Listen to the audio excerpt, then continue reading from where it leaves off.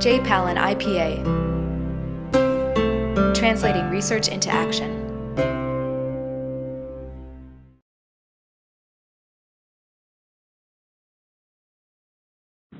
Great, thank you very much, Annie and Jessica.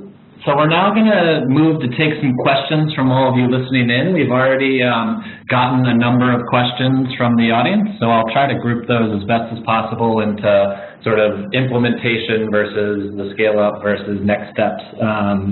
But if you haven't submitted a question yet and you would like to, you can submit them by using the chat box. If you don't see that, you can usually find it at the top of your screen by clicking on the green bar and then just entering in your question in the chat box and clicking enter. We may not have time to get to everyone's questions, but I'll try to bring out the topics that are being raised most frequently. So I want to start with a couple questions that are related to sort of the implementation and the design of the program. The first question was, did you guys receive any pushback from regular teachers or schools? How did they react to an additional, perhaps different type of teacher in the school system? Mm-hmm.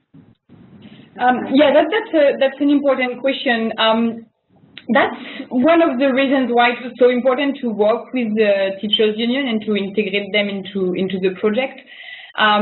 There was certainly some pushback, but a couple of things helped. So it was really important that these people are not called extra teachers, but rather teacher assistants. So it was really presented as a resource to the teachers.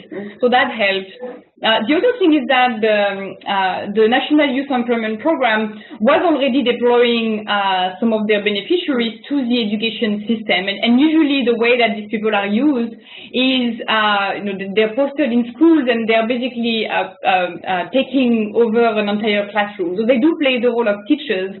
And they are not very well respected by regular and trained teachers. So this approach was presented as a better way to use these people who get recruited by the Youth Employment Program. So that helps as well.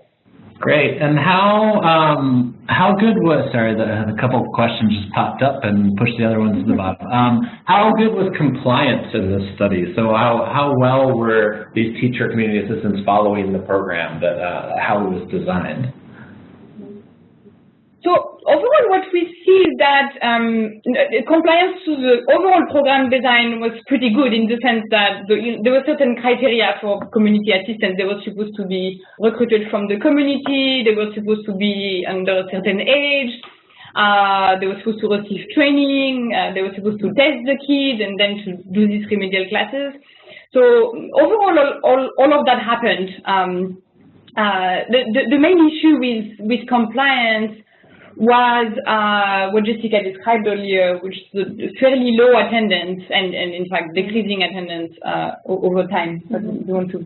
No, I mean, I think it's interesting because the attendance seemed to be decreasing over time, but I think that the TCAI probably quality, if they were actually implementing, was probably somewhat increasing over time, just because I think we were giving them feedback. But there's pretty low-level support. So I think, I mean, mostly we saw when they were teaching, they were doing what they were supposed to be doing, at least for the TCAs, but low time on task.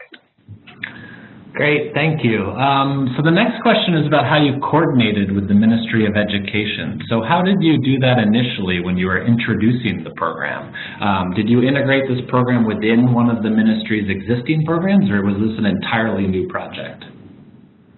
That's a great question. So it was a new program, but it was really important to integrate this program as much as possible within the existing system. And it was really a lot of effort towards that goal. So, for example, the assistants were recruited through the Youth Employment Program, which is an existing scheme and mechanism, and they were paid. Well, there were a lot of delays in payments, but in theory, they were being paid by the government, by the Youth Employment Program. The supervision was also following the normal Ghana Education Services supervision structure, which doesn't necessarily work well, but it was really important again to use existing structures and mechanisms. So the teacher community assistants were supposed to be monitored by the school supervisors, who are also the ones who supervise teachers.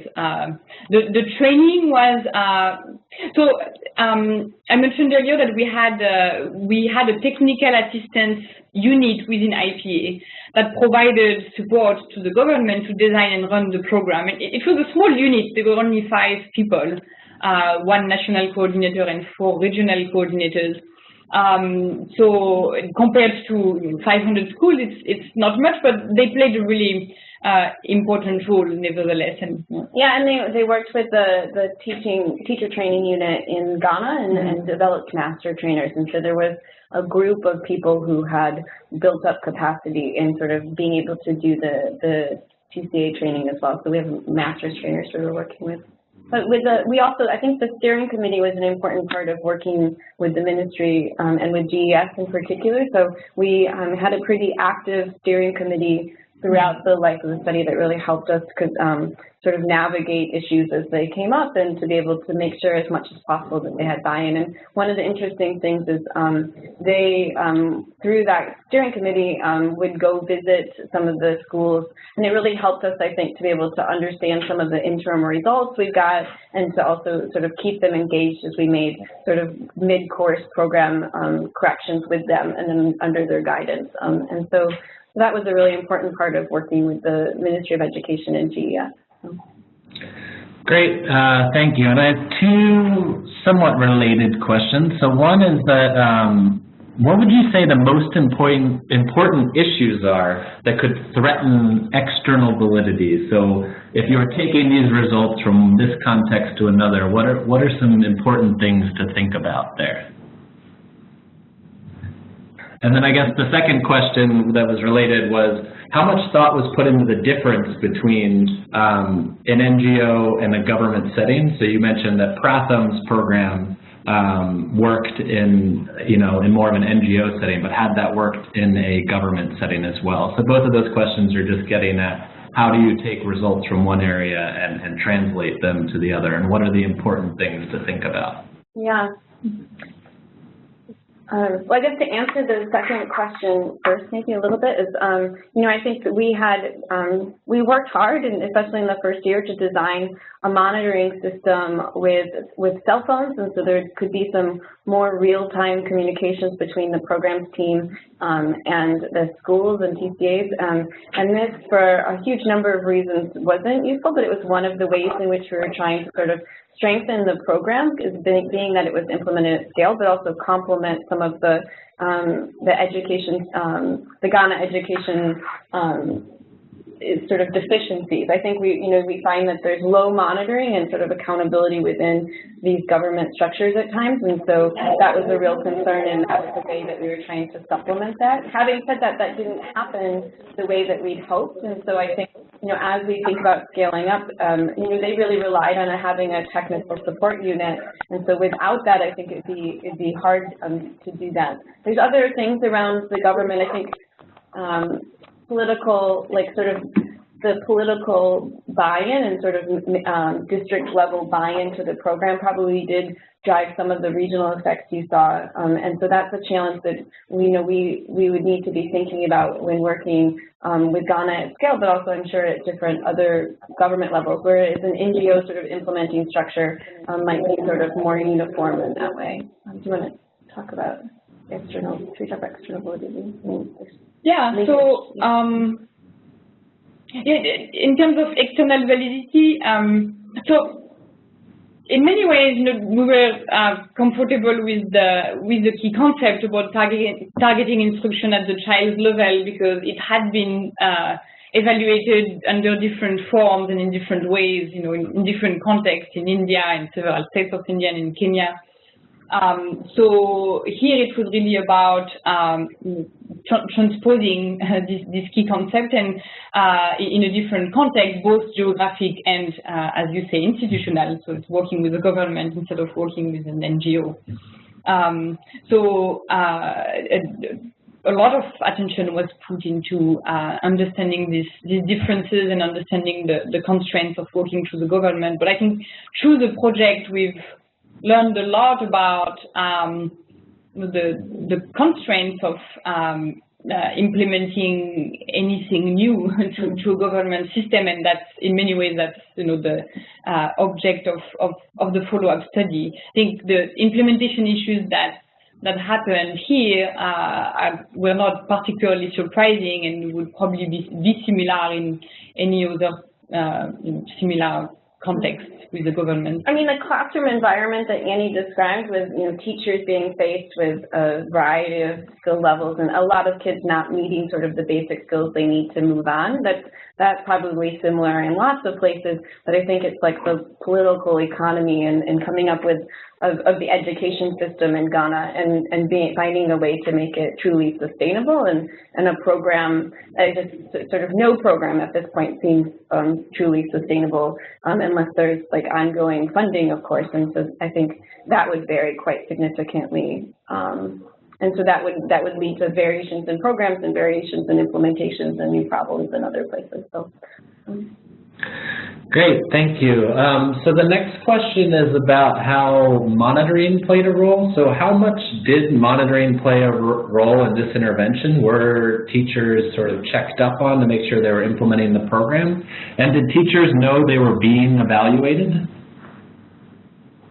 Mm-hmm. So yes, the schools that participated in the study knew that there was a study, so they did know that. In terms of the monitoring, so there were two types of monitoring happening. One was the regular monitoring by the circuit supervisors, and the circuit supervisors were trained about the program, but though in that case it just followed the usual monitoring system, which is not particularly efficient. The circuit supervisors often don't visit schools as often as they are supposed to. When they go to school, it's really more about checking attendance, not really about mentoring teachers. So all of that wasn't changed. And again, that's because we wanted to make sure that this works through the system. In addition to that, though, there were some visits by the technical assistance unit that I described earlier. So there was a little bit of additional monitoring, but not a huge amount because it was a very small team. So 4 people is 500. I mean, 400 schools. You can imagine it's not a lot of visits. Mm-hmm. All over the country, so some of the travel times would be quite far, so there was pretty limited. Great. So on the program side, on the evaluation side, we also had a survey team visit school in a randomly selected manner, so that these were unannounced visits. And for the evaluation team, the goal was to collect data on attendance and observe whether assistants were splitting the class, whether teachers were splitting the class, etc. But these types of visits also happened in the control group. So one could argue that this changed the behaviors of teachers, but because it was happening in the same way in control group, probably not. But considering time on task remained so low, I mean, if it did have a positive effect, then we should feel pretty concerned, even more concerned than we are already about time on task and teacher attendance in Ghana. Mm-hmm. Great, thank you. So the next question is about the future of the program in Ghana. So looking back at, when you were planning this intervention, did the results that you've gotten meet the expectations?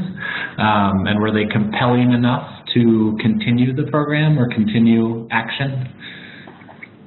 I think that they were compelling. I think probably many of the people on the phone know Ghana to a certain degree, but Ghana has most of its funding, a big portion of its overall, the country budget is allocated towards education. However, almost all of that is educated towards salaries, and so there's very little money to be able to spend to do other things. And so a lot of or any sort of program or sort of efforts they're making, even sort of in-service training, is sort of driven by donor demand in a lot of ways. And so I think one of the things that has been difficult is that with the sort of collapse and sort of reformation of this National Youth Employment Program into a new program, the sort of what would have been a sort of hopefully sustainable plan for scaling through the TCAs was less feasible. And so, you know, that left us with two things, sort of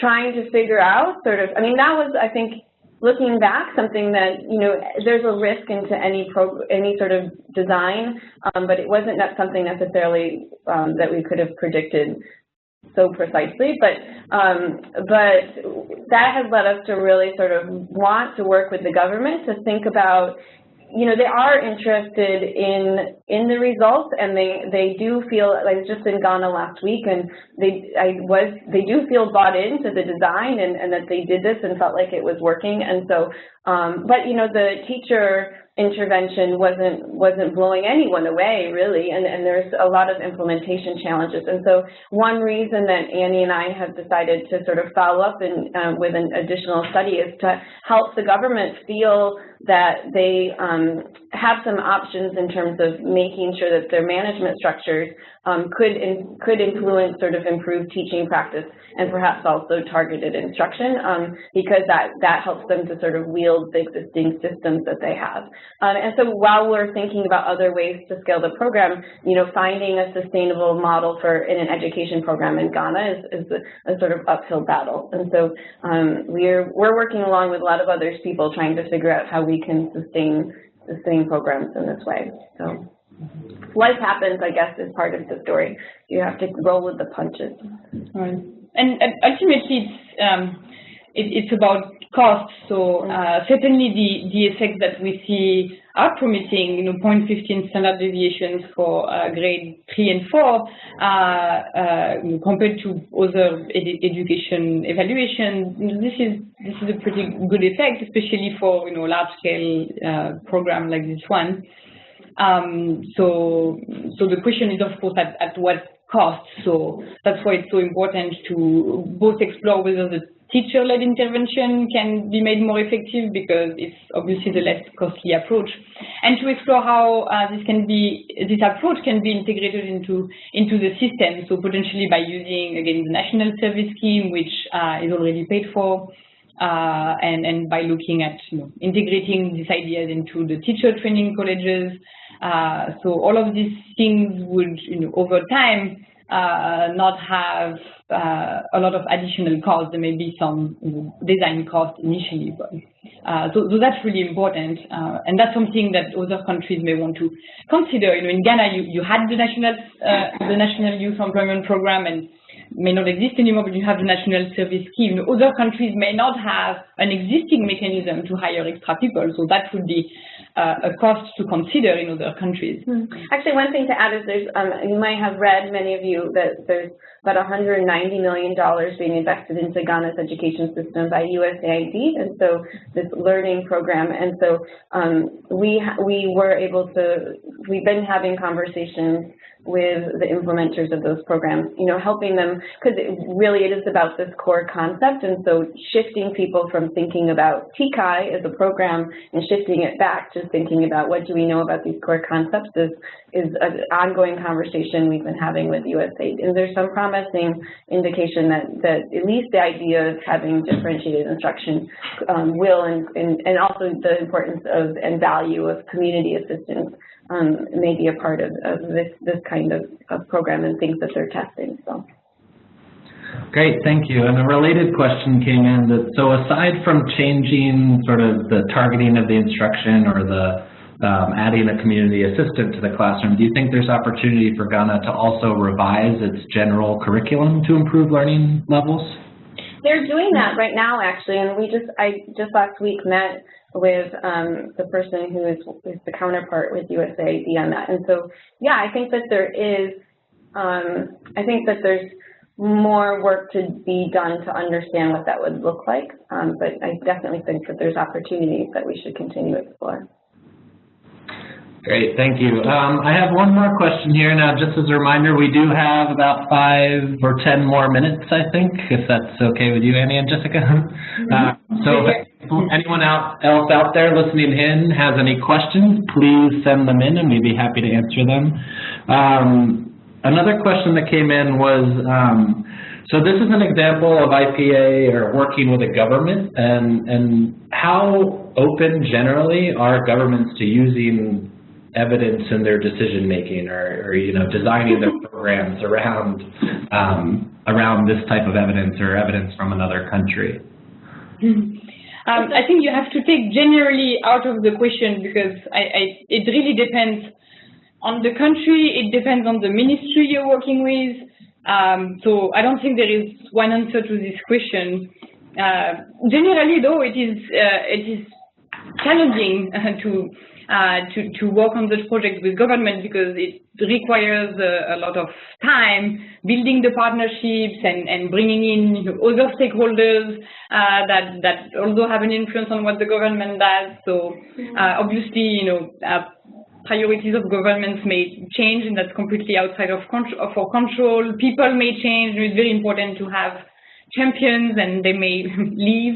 So there are lots of unknowns and uncertainties, but we think it's really important to. Yeah, and we mentioned earlier the steering committee, and so I think there was a deliberate effort to bring both champions and anti-champions along, make sure donors were part of the program, and that we were really making it as inclusive as possible. I think, one other sort of variable to put in that is that, I think there are things that throughout the research project, a life cycle that you can be done to sort of help to encourage partners to use evidence. And I think actually just going through the evaluation process with them made them much more open to us testing things like teacher accountability now than they would have been 5 years ago. But when it comes down to it, there are a number of government stakeholders and partners that we have who feel that they're at sort of the whims of the external donors sometimes. And so you have to think about who's making decisions in lots of different ways. Sometimes it's in the ministry, sometimes it's people who are implementing, sometimes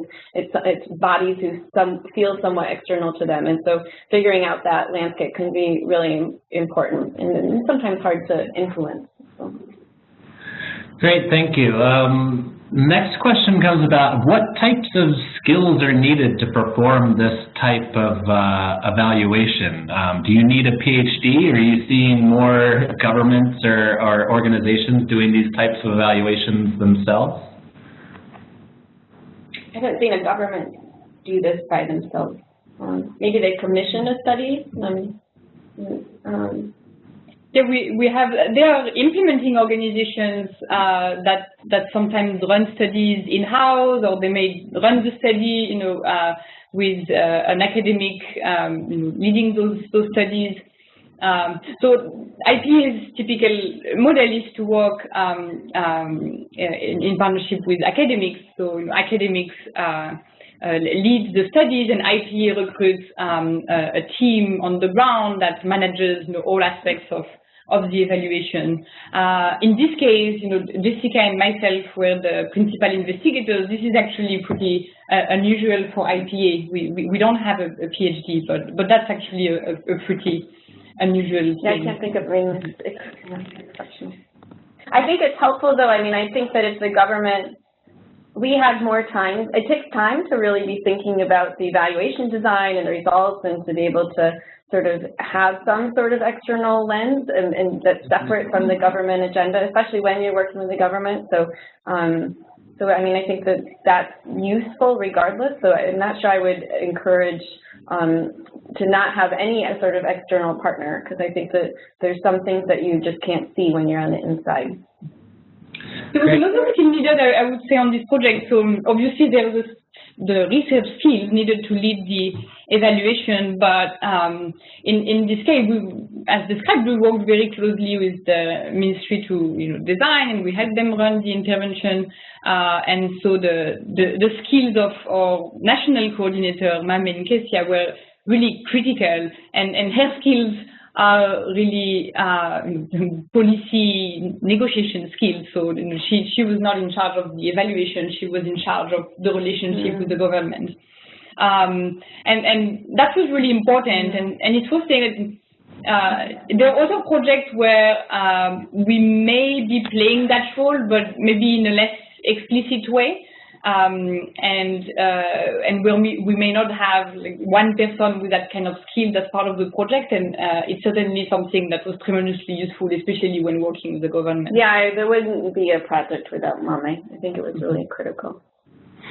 Great, thank you. I think we have time for one or two more questions, and I see a couple more coming in. So one of these final questions is regarding the difference between implementing this in a public school setting versus a private school setting. So is there any evidence out there about implementing remedial education in private schools? Are there specific challenges for making this work in a for-profit model? And this comes from someone trying to implement this type of program in India this summer.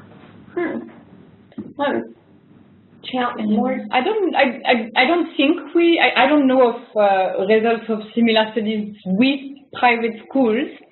I think one opportunity potentially with private schools is that there might be more teeth in terms of supervision, so that might help with the program's implementation.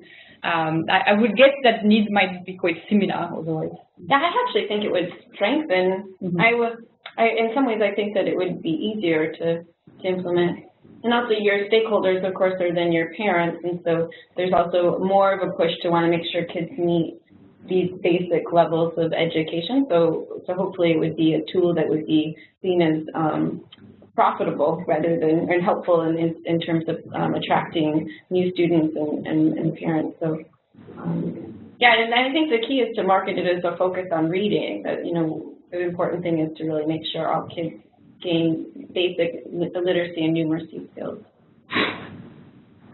Great. Well, thank you very much, Annie and Jessica. It looks like that's all the time we have today, and I'd just like to thank both of you and the other folks at IPA who helped organize and promote today's event, and also want to thank all of you out there who joined us today and for sending in all your great questions.